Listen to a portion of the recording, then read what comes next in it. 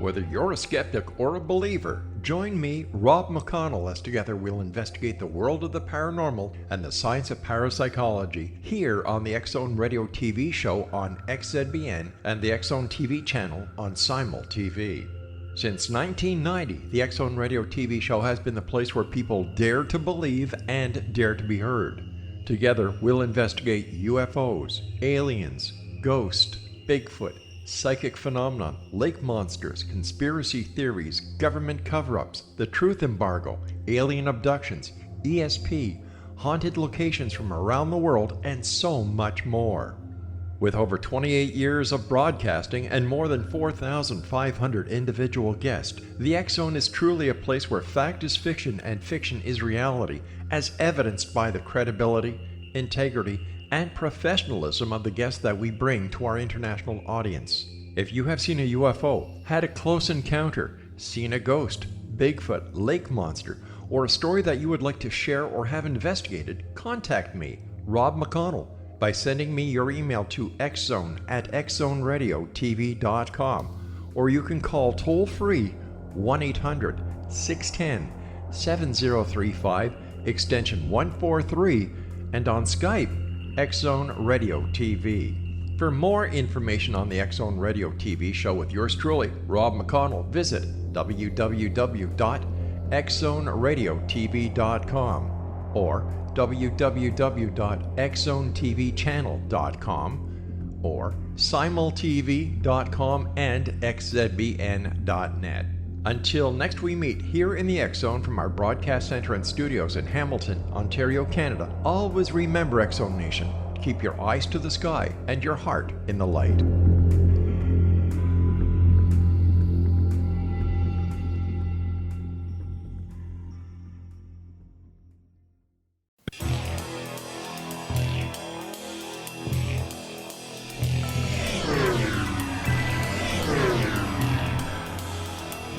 This is A Different Perspective with Kevin Randle. A retired U.S. Lieutenant Colonel, Kevin Randle has been studying UFOs for nearly 50 years. Kevin has investigated some of the most famous UFO cases in the world and has been consulted for dozens of documentaries about UFOs. Considered one of the leading experts into the Roswell UFO crash of 1947, Kevin has written more than 25 books about UFOs, including the recently published Roswell in the 21st Century. Now, here is the host of A Different Perspective, Kevin Randle.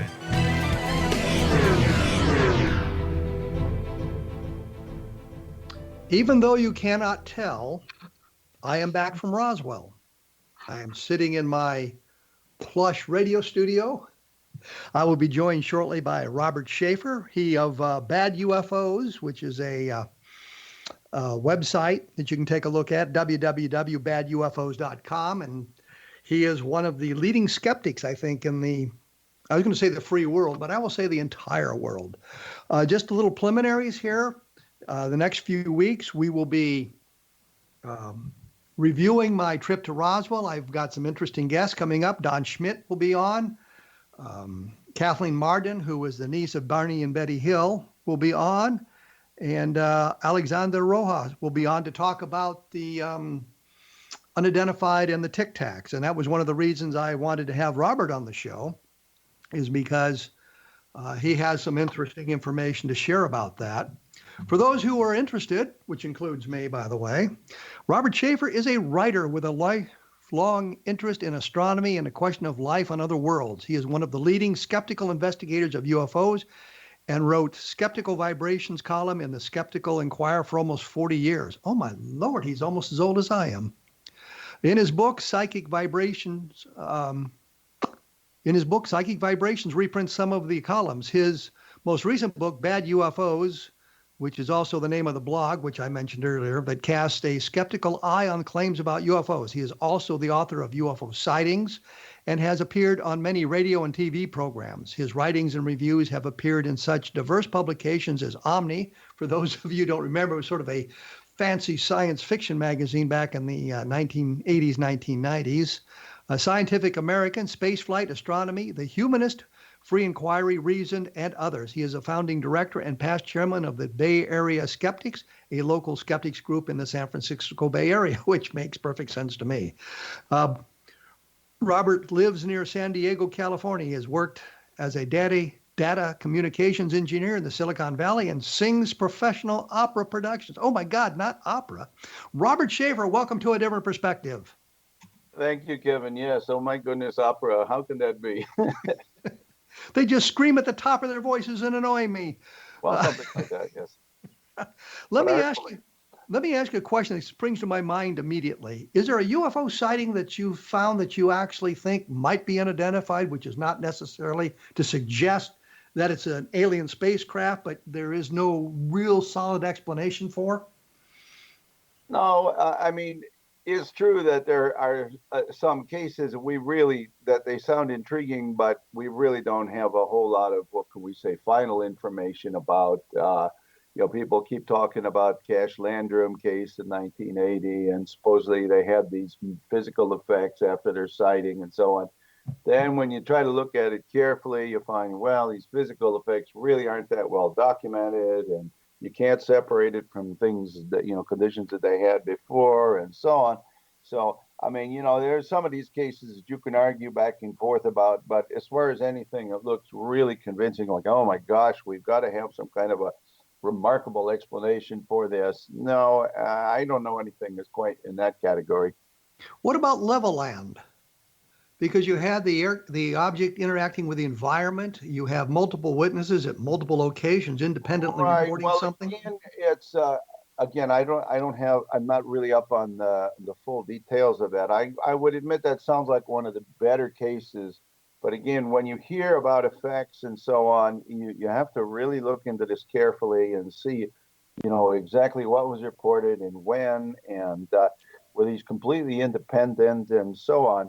So no, I agree. It probably would be good to look, to get more information on that one. And of course, further back this gets in time, because what are we talking here? 1957 or something? That's by now that's ancient history. Just about us old guys were kids back then. So yeah, it's. Well, I was just thinking that, I mean, you can pretty well establish the independent nature of a lot of the witnesses because it wasn't reported in the media, and they were calling the sheriff's department or the police department level land all around the same time. So there was really very little opportunity for cross contamination.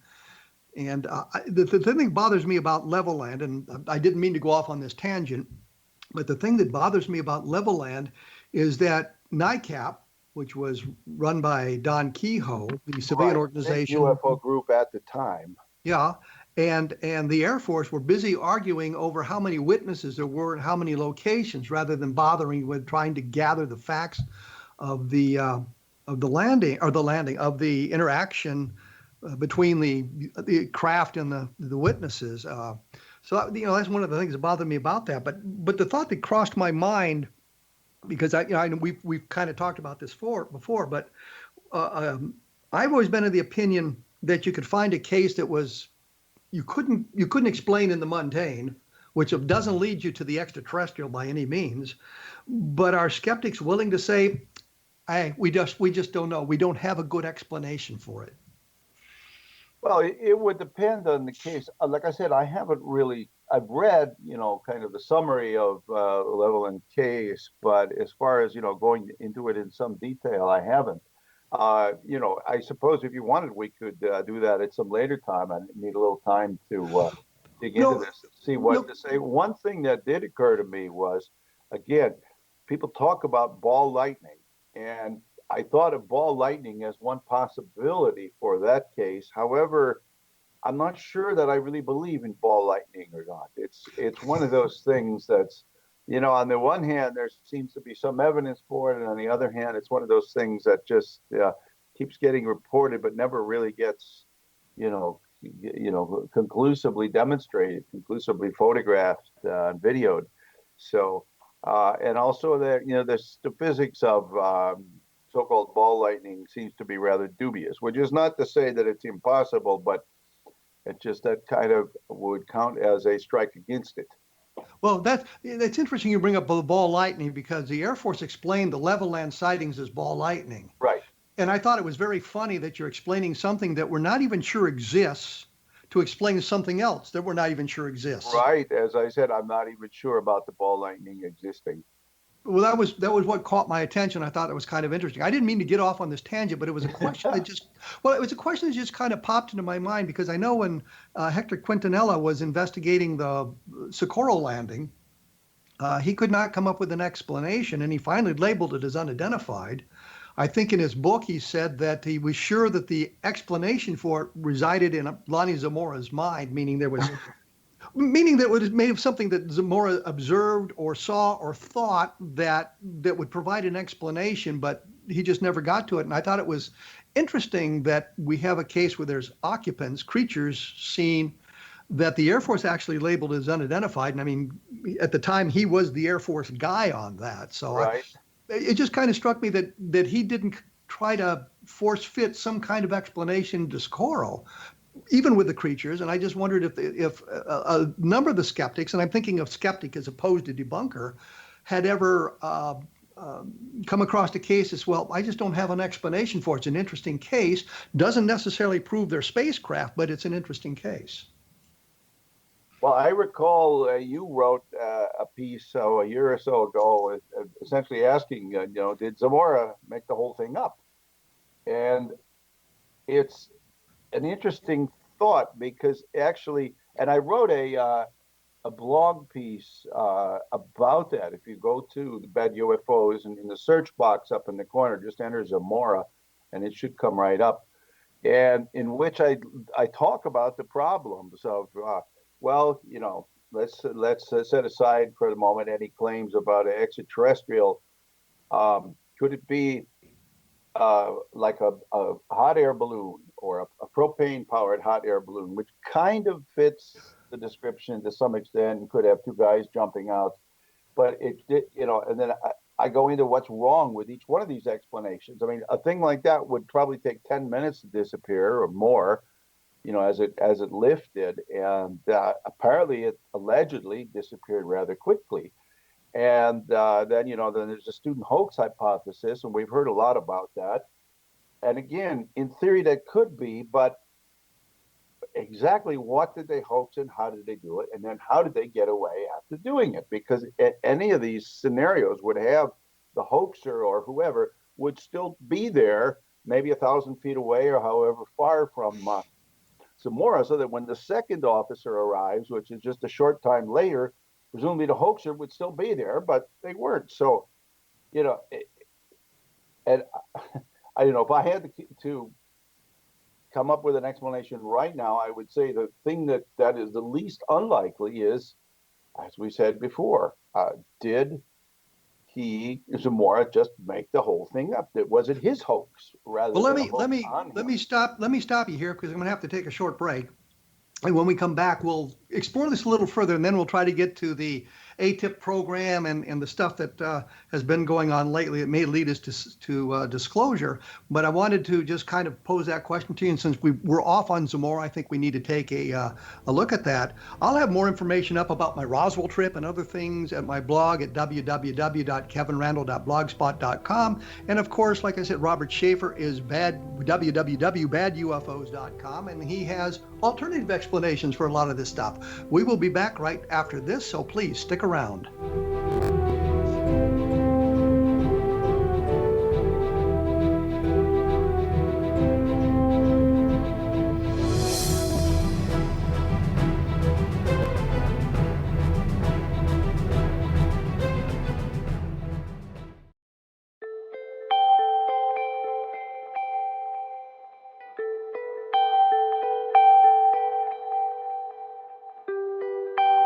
It's hard to listen to the news without realizing we're living in volatile, unprecedented times. Yet never has there been such an opportunity to transform the human condition. As old structures fail, where can we find the guidance to co-create a better way? Find Your Path Home is an ever-evolving, leading-edge information, education, and healing resource center designed to support and guide you on your path to unity and enlightenment.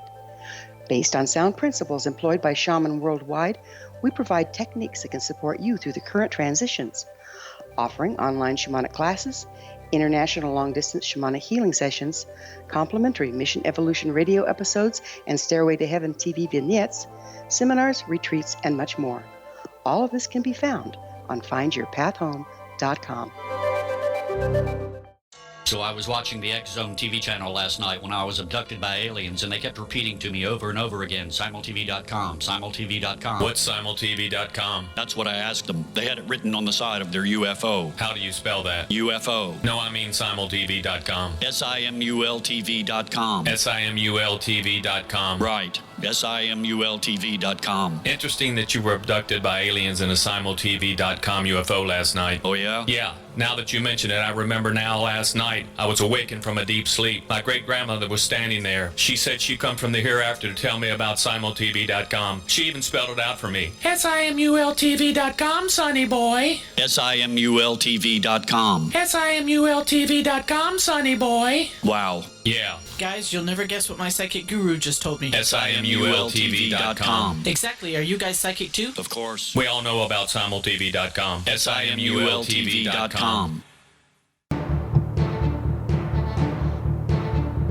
I am here with Robert Sheaffer, one of the leading skeptics, and I think fairly bright fellow. When we left, we were talking about Lonnie Zamora and the possibility that there was something in Lonnie Zamora's head that would explain the Socorro sighting. And back quite a while ago, I was doing a show with Ben Moss and Tony Angiola, and they were talking about how 3 people had called the police station before Lonnie Zamora had gone out to find the thing, talking about this thing in the sky. And I'd asked them repeatedly, did you check the police logs? And they never gave me a good answer. But as I was looking through the case file, I found a report by Richard Holder, who was the Army officer who was stationed at the White Sands Missile Range, and his duty station was closer to Socorro than Alamogordo. So he lived in Socorro, and he was one of the first people on the scene. And he wrote a report that very night, April 24th, 1964. That very night, he wrote that 3 people had called the police department. Nobody bothered to get their names. Nobody tried to find them. But there's evidence that at least 3 other people saw the thing in the air, something in the air, heard the roar of the thing prior to Zamora going out and finding it. That seems to lift it away from Zamora making something up or inventing the hoax in some fashion. Right. So that would tend, assuming if we accept that, that would tend to suggest that that would tend to favor, I think, the propane hot air balloon hypothesis. Because remember, at this time, now today, the hot air balloon, the propane balloon, is a familiar sight, especially in New Mexico, but in many places. But at this time, we're talking 1964, and it was actually a sort of an experimental thing. There weren't very many of them around, and they were not commercially available. And it was, it was a big deal when one of those things would be seen. So I suppose it's possible that somebody from somewhere nearby had, and that would explain the whoosh. When this thing fires the propane, and the fire to generate the warm air to cause the balloon to rise. But as I said, the only problem with that is that I would think it would take a long time for that balloon to rise up in the air and disappear. Whereas if the other officer came relatively quickly and didn't see it, then, well, I really don't know for sure what to say. And we have the landing traces on the ground. Right. Either somebody hoaxed it or something landed there like a hot air balloon and made the impressions in the soil. But it sounds like you would concede that we really don't have a good explanation for what Lonnie Zamora saw. It is right. I would say it's not 100% that we can say what exactly happened there. Well, that was all I was getting at. Yeah. I think we've come to a wonderful conclusion here. Yeah. We agree on something. Hot damn. Yeah. I didn't say that in the video, by the way. Well, did you want to make another comment about the Zamora case before I move on? No, that's okay. So we have a case. We actually have a couple of cases that may be in fact unidentified, which does not take us to the extraterrestrial, but something interesting was going on in these locations. Level land, which by the way isn't all that far from Socorro when you look at the entirety of the United States.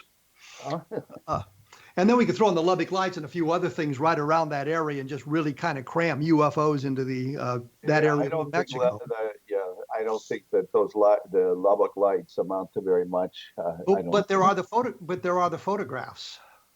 Yeah, but the photographs, they don't. First of all, the witnesses say the photographs don't really match what they saw. Second of all, he's got, what is it, 2 photos there, I think, or 3, and there was no. I forget exactly what the analysis says, but basically, given that they're in the same relative positions in all the photographs, it's like he made some sort of an object and photographed it.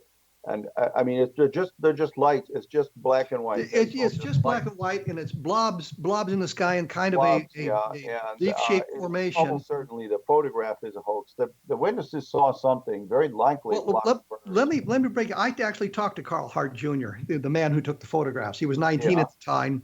Right. And I was in Lubbock in the mid 1990s on a different investigation, and on a lark, I looked his name up in the phone book. Lo and behold, he was there. So I called him. Yeah. So at this time, he's in his 60s. And you know as well as I do that 99% of the UFO photographs are taken by teenage boys, and 99% of those are hoaxes. Yeah, probably. But they eventually come out and tell us it's a hoax. And some of the famous UFO photographs have been admitted hoaxes now. Yes. When I talked to Hart in the mid 1990s, and there's absolutely no ramifications if he'd hoaxed the photographs, and the Air Force had threatened him with all kinds of dire consequences if he was lying to them, as did the newspaper and a number of other people said, if you've hoaxed this, you're in big trouble with us. And I asked him at the time, what did you photograph? He says, I still don't know. So I don't think he hoaxed them, which again doesn't take us to the extraterrestrial. It just means I don't think that Hart hoaxed them. It just means that if he did hoax them, he won't admit it. That too. Which doesn't really prove much one way or the other. I was just caught by the sincerity, and I happened to have a chance to talk to the guy in the mid 1990s, and he seemed to be very sincere about it, and he just gave no kind of indication that he'd hoaxed them or anything like that, and he just said, I don't know what I photographed. So it was just kind of, but the real point is Lubbock isn't that far from Levelland, which we were talking about, which isn't all that far from Roswell, which isn't all that far from Socorro. So you've got all this interesting UFO activity. Maybe you've discovered a cousin of the Bermuda Triangle. This is the Southwest UFO Triangle where unexplained cases occur. Yes, there you go. Well, the reason I had called you originally, or proposed this program to you originally, was to talk about unidentified and the AATIP program and all of that sort of thing. I didn't have an opportunity to see the last episode because I was down in Roswell and we were doing all kinds of Roswellian things. And I think at the time it was on, we were actually eating dinner at the Cattle Baron. I was with Paul Davids and Don Schmidt and Tom Carey, and we just had a nice little dinner there. And I mention all this just for, I guess, atmosphere. And then the excuse I didn't see the program. I'm sure you watched the last episode, and I was surprised that Stephen Bassett didn't even like it. Yes, I was going to mention that. He said, Stephen Bassett of, what is this, Paradigm Research. He's one of these guys who's always talking about disclosure. Any day now we're going to have disclosure of all the government UFO secrets. And then he, and I got this thing here. It says, it talks about the so-called unexplained fires. That was a big thing in the episode 6 in Sicily, supposedly, unexplained fires that, here's what Bassett says, that it said the TTS-ASS, I don't think that's what he meant. Well, whatever. Could have found I think what he's referring to is he's referring to the To the Stars Academy, I think is what he's referring to there. Well, okay. To the Stars, Academy of Arts and Sciences. Okay. Yes. Yeah. The helicopter rode a bird. The helicopter rotor hit birds. Also, it was not a military helicopter. It was equivalent to a police helicopter. That's good. He said, where did he say he was? Let's see. The 6th episode of Unidentified was flawed to the point of being grotesque. Every aspect of the production is designed to be dark and so on. PRG was surprised at the TTSA or TTSA's lack of credulity regarding those assertions by the Italians. But he said, when he says lack of credulity, I think he means their credulity or their lack of skepticism regarding, and this guy, Stephen Barrett is, believes in a whole lot of oddball stuff. And you mean Stephen Bassett? Stephen Bassett. Stephen Bassett.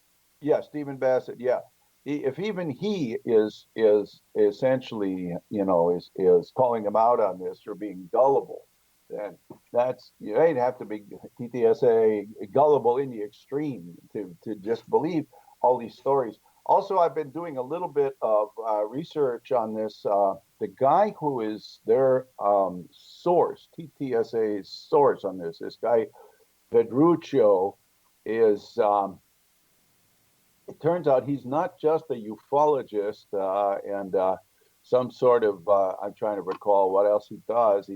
Supposedly he's in the Navy or something, or retired from the Italian Navy. And he also has this device, which is supposed to be like a cancer detection device, some electrical thing. Well, I contacted Dr. Harriet Hall about this. She is known as the SkepDoc. She is she's a frequent contributor to Skeptic Magazine and others in terms of dubious health claims. I showed her the information about this thing, described it to her. She says it's pure quackery. This so-called medical device. What you're saying is their source in Italy, the guy who was talking about the helicopter that had been shot down or knocked down by some kind of beam, he has a device that he claims can cure cancer, and she's suggesting that it's like all those electrical devices from the 20th century that could detect all kinds of maladies. It's just not good science. Right. Well, he's not. I don't know if he's claiming that it treats cancer or that it just is like an early detection of cancer. But one way or the other, it's highly, highly dubious. Well, I think when you start talking to witnesses, and you first impressed, I guess, maybe with their sincerity, and then you start getting into their background, and you find they've been involved in all these other things, it certainly doesn't help their credibility at all. We're going to have to take a short break here.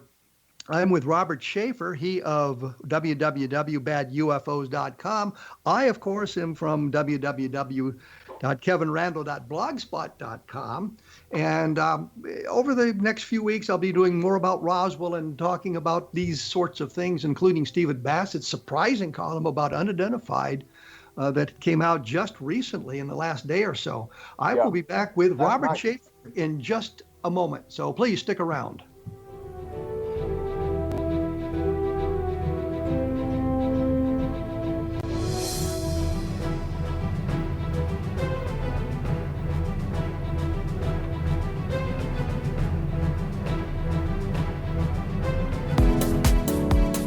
How would your life change if you could develop the business and personal skills that you need in order to make more money? Do you want to learn how to achieve your big life goals faster? Then go to findhiddenmoney.com and get the Goal for It online course. The course teaches you how you can set and achieve your biggest goals while completely overcoming the roadblocks to your goals so that you can realize your dreams and imagine more success. Go to findhiddenmoney.com. Memorable dynamic presentations are a not-so-secret weapon in the business world. Do you have a powerful message that must be shared, but you haven't found a way to deliver that message? Do you want to be known as a top public speaker who gets amazing results? Are you ready to create and deliver your powerful message? Thomas Hides can help you create and deliver your speech to get the results you desire. Visit iconquality.com.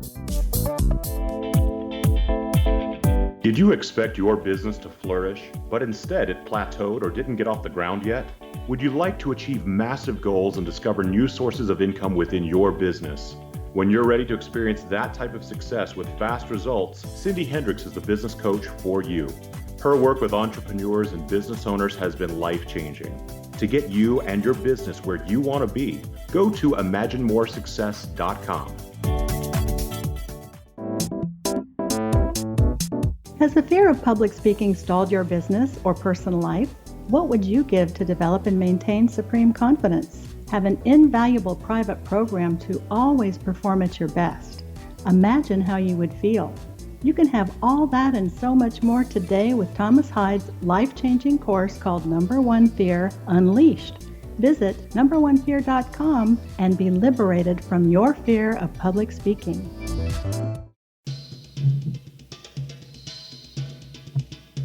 I am still here, and Robert Sheaffer is still here, which is not surprising, I suppose. We were talking about the last episode of Unidentified and the Italian military officer who was, I guess, the source of some of their information. And you were suggesting something about his background in creating a device that would detect cancer as opposed to cure it. And that certainly doesn't help his credibility. No, it doesn't. It's one of these dubious electrical devices. It's according to according to medical establishment, if you will, that it's not valid. It's quacky. It's based on very dubious principles. He was also this guy Bruno Vedruccio claims he has a PhD in electronic engineering, although he doesn't say where he obtained it, from which school. He says he invents and patents the bioscanner, the medical diagnostic device. He was talking about electromagnetic energy and electromagnetic vibrations and frequencies. He's saying that the UFOs have certain frequencies, that they sent out this ray, supposedly, that the UFO that was following out of the helicopter allegedly shot out an electromagnetic ray and hit the helicopter, which damaged the blades and forced it to land. And I've been trying to get more information about this. Nobody seems to have much. Some people are making statements. Bassett said that the helicopter blades hit a bird, and that's possible, but I don't know what his source for that information is. Somebody else posted in the discussion of this that an investigation supposedly ruled out the possibility that it was a bird, but again, they don't specify anything. So at this point, we just have a lot of people making claims, but at this point, there's no reason to think that that a helicopter having a problem and having to land is anything out of the ordinary about this. Well, let me, as probably the only helicopter pilot in this discussion, yes, between you and me, I remember that. Yes. And some of the other people involved, I know that if something damages the blades in some fashion, I think mainly a bullet's coming through them, because that was my experience with them. But it sets up a vibration. It can set up a vibration which could shake the aircraft apart. So if you start getting this vibration, the one thing you want to do is land immediately, if you can. But by the same token, bullets going through the rotor blades don't necessarily set up the bad vibrations. You can get around it. I don't remember any of our guys ever hitting a bird with the rotor blades, although we had a couple of bird strikes, birds coming through the windshield and that sort of thing. Yeah. But it just doesn't sound very credible to me at all. But as I say, I didn't see the program because I was busy having dinner. Well, it doesn't specify exactly what happened. We really don't have any good firsthand information about this incident, the helicopter incident. Some people are trying to find that now. So hopefully before too long, we should have a little more information, know exactly what happened. But again, there's no solid evidence that anything out of the ordinary happened here. Well, let's move on to the entire unidentified program and Louis Elanzio and all of this sort of thing. Elizondo, yes. Well, he is now pretty much the voice to the stars in terms of the media and the TV program. I think they decided that, Tom DeLonge comes across as a little too unserious and a little too credulous. If you go back through the things that that he has said, I posted one of those videos from several years ago of Tom DeLonge on my blog. I posted the link with the caption, "Dude, where's my saucer?" Referring back, if you saw that movie, as a comedy about these guys get all drunk and stoned and can't remember where their car is and wander all over.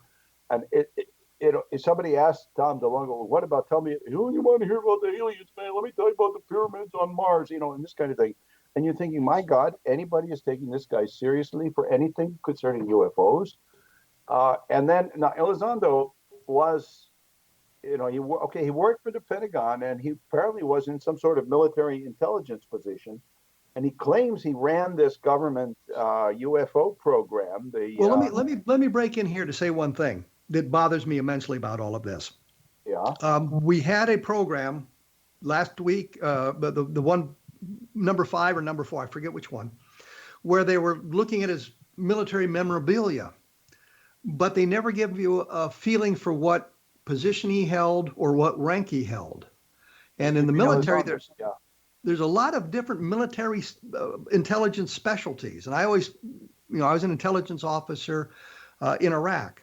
And I always tell people my job was more like a journalist, more like a reporter. I was gathering information that I could pass along to our guys who are running convoys and that sort of thing, and riding with the convoys and making observations along the convoy routes and that sort of thing. So that doesn't really give me any expertise in running some of these other programs. And I could never get a sense of exactly what he did, what rank he held, and what kind of military specialty he had. Right. Well, I don't know that either. I'm not sure anyone else does. Maybe you could get him on your program and ask him those questions. But as I understand it, he and the other guys from To the Stars will basically, they'll only take softball questions from friendly journalists, like this guy, Brian Bender of Politico, who wrote several of the articles about them. Well, it turns out he's sort of like their house reporter. He turns up on the program all the time to say, oh, what an important and significant thing this is that they're doing. And, but, he's not going to ask questions like that. But some of these other guys, what was the name of the guy who wrote the other piece that questioned, John Greenwald. John Greenwald. Right. He's one of check this out. The Pentagon absolutely denies that Elizondo worked in any way with AATIP. He was on a distribution list, which is was on a distribution list. Probably a lot of other people were too, but he was not the head of this. In fact, he didn't work for it, and that's been confirmed a couple of different times by Pentagon spokesmen. So. But he has never really explained this. Why are they saying this, and why is he saying something different? Well, I understand that, and it worried me greatly. And I would think that if you're in that kind of position in this program, if you've got wonderful educational credentials, a PhD from a prestigious college. I mean, my PhD comes from basically an online school, but it is accredited, but it's not that great of a situation. It's not like I got it from Harvard or MIT or something like that. But they never mention his educational background. They never really talk about his military service and what he did in the service. And I got the impression, and it's my impression only, that he was some kind of mid-level NCO, a non-commissioned officer, a sergeant of some kind, rather than one of the top officers running it. So I'm bothered by that. I talked to Alejandro Rojas about this over the weekend, and the program will be coming up here, by the way, in a couple of weeks on the Different Perspective, who says that he's kind of talked to him about that and got some information on it, and said that his credentials are a little bit better than they're shown on the television program, but I still haven't seen anything to answer my questions about it. Right, and if these guys want to be taken seriously, I mean, they've got to come forward and they've got to do better than this, and especially now that we've seen that they've been taken in by this Italian snake oil salesman, and they don't seem to have the least bit of skepticism about what he is claiming. The thing is, these guys are masquerading as experts. Elizondo is an expert on UFOs because supposedly he ran this program. Tom DeLonge is also an expert. Let's face it, they're not. I mean, and I've chronicled on there. I've got all kinds of articles on my blog about Elizondo and TPSA and so on, To the Stars. And I mean, made a number of mistakes when he was in Italy to speak to these guys, and he's talking, for example, about the Washington D.C. flap of 1952, and he's showing hoax photos, and he's saying that this was widely witnessed by thousands. No, it wasn't. It was primarily just a radar thing, the jet pilots and so on. And he's made a number of mistakes. It's evident that as far as being an expert, Kevin, you're far more of an expert on UFOs than either one of them is, or any of these other people, who we know, Britt Rutkowski, or you mentioned Alejandro, or people like this, or Mark D'Antonio. These people know far more about UFOs than Elizondo does. They wouldn't make crude mistakes like this. And so, I have to go back to the idea that To the Stars is an entertainment company. And they've been very successful at that. Tom DeLonge must be a very good in terms of running a successful promotional thing. He's promoted himself as a rock singer, as a musician, and he's been very successful at that. And now he's apparently, turning those skills to promoting himself and his colleagues as experts on UFOs, when in fact they're not. It's like they have no idea what went on before them. They came along to this thing a couple of years ago, certainly within the last 10 years, maybe the last 5 years, and now they are claiming, that they're the experts and we should take seriously what they say. Well, let me stop you right there, because I'm going to have to break away for the last of our commercial messages. When we come back, I want to ask you about the Navy sightings, because we need to separate Alessandro from the Navy sightings and that sort of thing. The blog is www.badufos.com. Mine, of course, is www.kevinrandle.blogspot.com. And since we were talking about Socorro, I will mention Encounters in the Desert, which is my book about the Socorro landings. We will be back right after this, so stick around.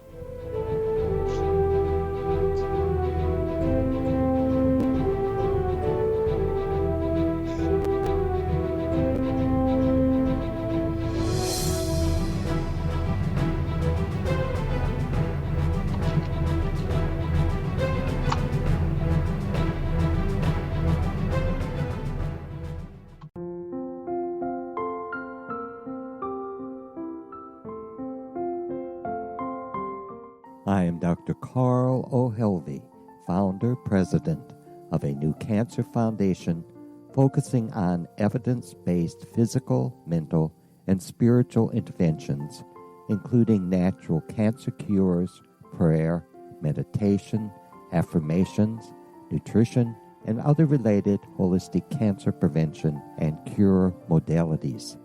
These are used in cancer education, research, and financing care.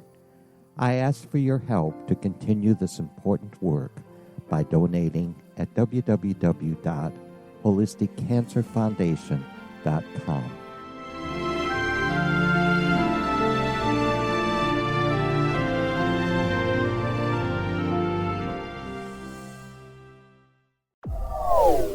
They are here, and they've been here for thousands of years, making their presence known in the shadows. They might be seen by a lonely motorist on a deserted road late at night, or by a frightened and confused husband in the bedroom he is sharing with his wife. But who are they? What do they want? Why are they here? Perhaps most concerning, has the government been aware of their presence all along? The new book by Ellie Marzulli, UFO Disclosure, the 70-year cover-up exposed, delves into the world of UFOs. Can full disclosure be soon? Order now and receive a free hour and 37-minute DVD on the UFO phenomenon. UFOs are real. Get both the book and the DVD, a $40 value, for only $19.99. To order your book and DVD today, go to lamarzulli.net. That's LAMARZULLI.net.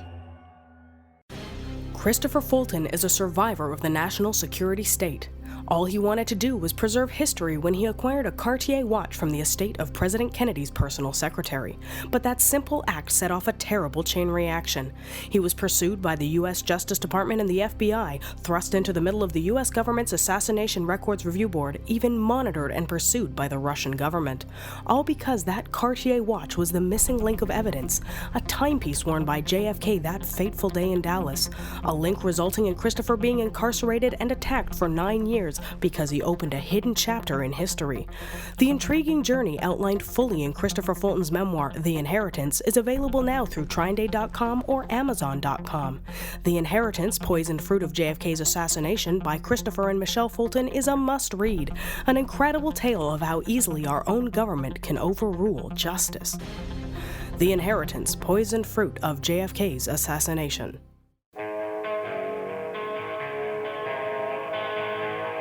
I am here with Robert Sheaffer.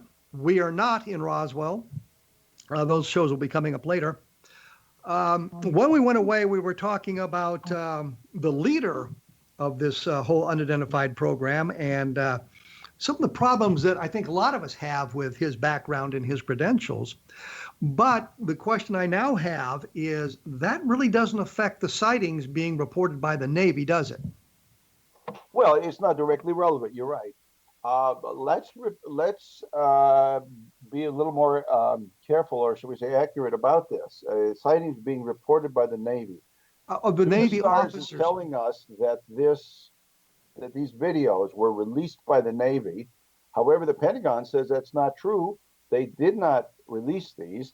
Now, Elizondo gave some sort of a document to George Knapp, the reporter, who is another one of these, shall we say, friendly softball reporters to the stars, and probably anybody else who makes UFO claims, like, for example, Lazar. I was just let's not go down that road now, because we just don't have time. But the point is that To the Stars claims that the Pentagon released these videos. They did not release them, although they apparently did belong to the Pentagon. So somebody leaked them, and we don't know who leaked them.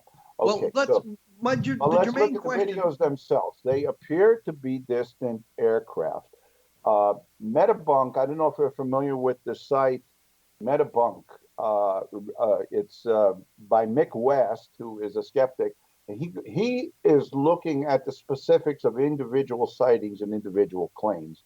And so if you go to Metabunk, I think it's .org, it's also on Facebook, it's also on Twitter, and it's also on YouTube. Mick West has quite a few videos there. He shows, for example, one of them says this gimbal UFO, the so-called, which is the one where the UFO appears to be tilted. The Tic Tac is the one where it appears to be relatively level in the video. The gimbal UFO is proven as a rotating flare. In other words, that as what appears to be the rotation of the object itself is just because of the way that the camera moves in the gimbal, and he illustrates this. So what we're seeing are basically, these pilots are told we have something on the radar at such and such a place. They go up to this place. Well, there's nothing up in the sky. There's nothing that they see. Now, in the case of the Tic Tac, they look down and they see something in the water or near the water, which is certainly, you can't assume it's whatever was allegedly up in the air and is now down in the water. This happens all the time. People go out and they say, well, there's a UFO out over such and such a place. You go to such and such a place, you don't see anything, but oh, look over there in the other direction, there's a bright light, and that's Jupiter or something.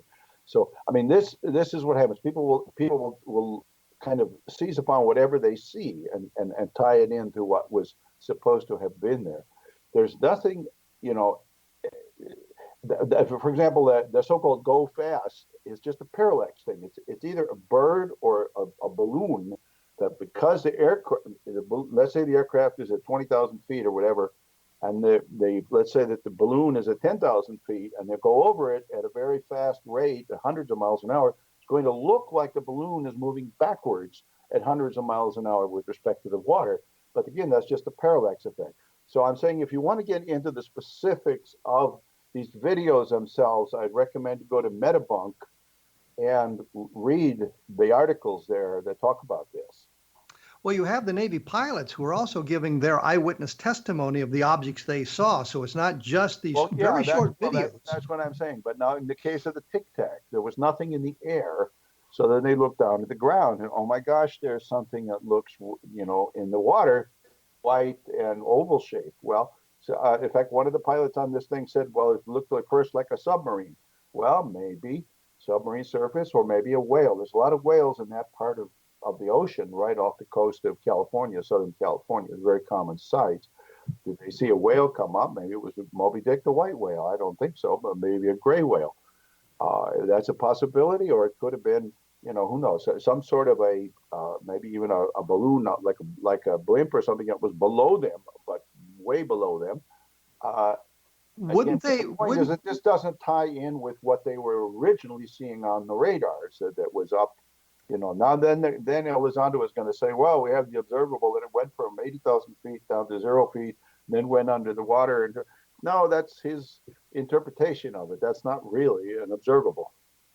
But we have trained Navy pilots, and they're used to doing these sorts of things. And they're wouldn't not it be used to going out and looking for being told there's unidentified objects? They're not used to that sort of thing. Also, remember what Alan Hynek said when he did in his Hynek UFO report. He said that surprisingly, pilots, both military and civilian pilots, make relatively poor witnesses. And he shows some comparisons and some examples of this.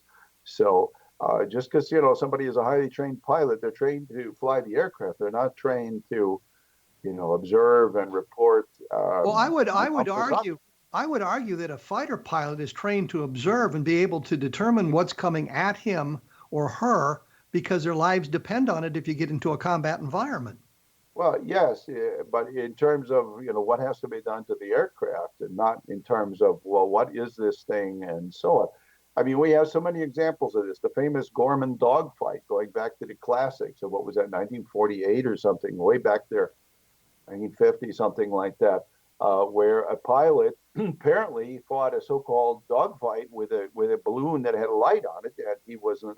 It was difficult for him to basically to tell, what was moving. You see relative motion. You don't see absolute motion when you're in the air, and so he was mistaken, and that's these are not the only. Instances like this. So I don't, again, I'm just. What if there was additional videotape? And that's the thing that bothers me is everybody keeps talking about that, but nobody seems to have it. But what I was going to say is you got this very short videotape that seems inexplicable, and then you have some testimony from the pilots and the radar operators and a couple of other people. But if we saw the whole tape, maybe that resolves the whole issue, and so something is being disguised there.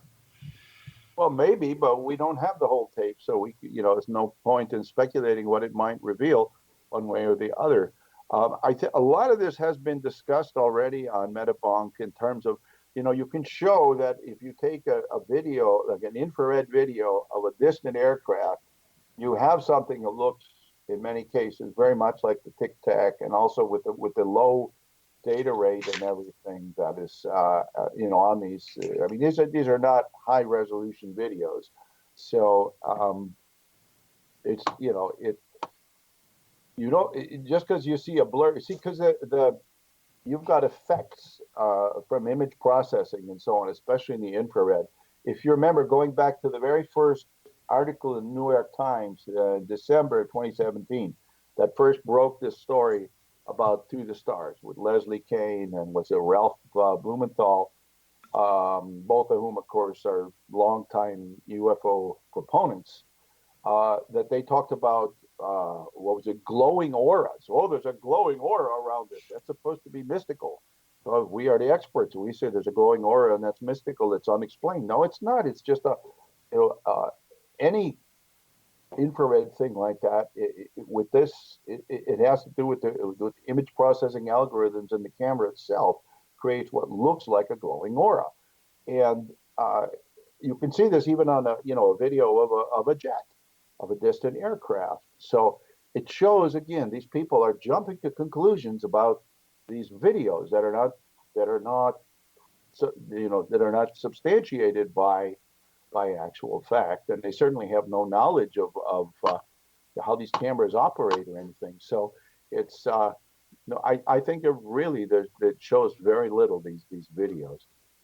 And so you're suggesting that the image on the cameras may be some kind of an artificial artifact based on the way the cameras operate and the situation or the terrain in which they're operating. So we're getting the object. It would be a real object. It almost certainly would be a distant jet aircraft, either a military or even a commercial, because the infrared is measuring only the heat. Is not an optical image. Now, so we're not looking at an actual photograph. We're looking at an infrared image based on. I think at some point they do switch over on the Tic Tac. They do switch over to visible light. But mostly what we're seeing is the infrared and the so-called glowing auras and everything. Robert, this has been fascinating, but I'm out of time. Oh my! Yeah, so already, and I want to explore it further. You say this metabunk.org is a place to look at some of this conversation. Yes, of course. Yes. And it's on Facebook and on Twitter. METABUNK. He's got several articles, and he's on YouTube also. And Mick West is the guy's name. MICK West, WEST. Look him up on YouTube and on Facebook and on the Metabunk. There's a lot of information there. And you have stuff at www.badufos.com. Right. Thank you so much for taking your time with us tonight. I appreciate all the information you've given us. Okay, fantastic. My pleasure. I will have more information up at www.kevinrandle.blogspot.com. And what I say, as I said in the beginning, I've interviewed a number of people down in Roswell. We'll be putting those programs on the air here in the next few weeks. You'll get to hear some of the interesting things going on. And there were people I didn't get to, but I've got their information, and they've agreed to come on the program to talk about other aspects of the Roswell case, and even a solution, a place where the lost atoms, for those of you interested in those sort of things, the lost atoms is. Once again, my blog is www.kevinrandle.blogspot.com, and we will return in 167 hours with stuff from Roswell. So put that on your calendar and look us up. Thank you for listening.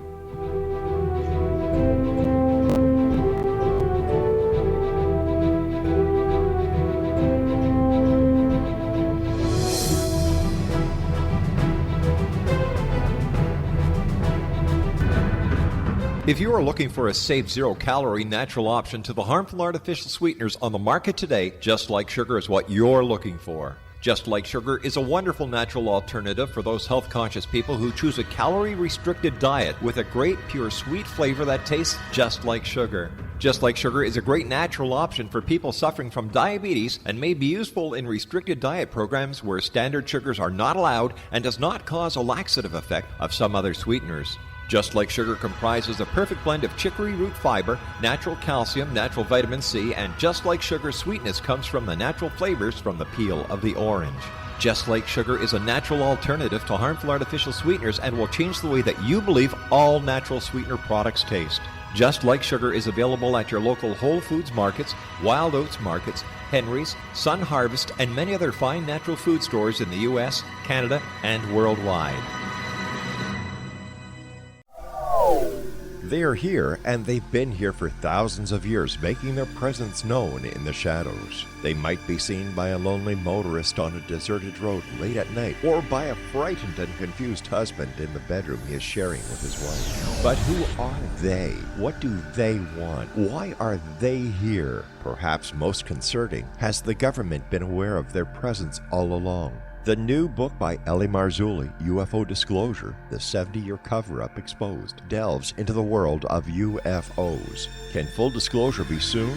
Order now and receive a free hour and 37-minute DVD on the UFO phenomenon. UFOs are real. Get both the book and the DVD, a $40 value, for only $19.99. To order your book and DVD today, go to lamarzulli.net. That's LAMARZULLI.net. You have heard of the X Zone? Now watch it on Simul TV, plus 500 video games, live TV channels, free video on demand, worldwide, and more. Does this sound like tomorrow's television? Well, it is, but you can have it today, right now. It is Simul TV. Simul TV offers what the others only wish they could provide. 15 exclusive channels like X Zone, sci-fi, and horror. We are worldwide. No other provider offers that. 500 built-in video games. No need to have an extra expensive system. We have them included. Free video on demand. Live streaming events from around the world. Interactive online network, and much more. Tomorrow's TV today. Simul TV. Sound too good to be true? Well, it's not. You can have Simul TV today. Sign up at simultv.com. Do it today.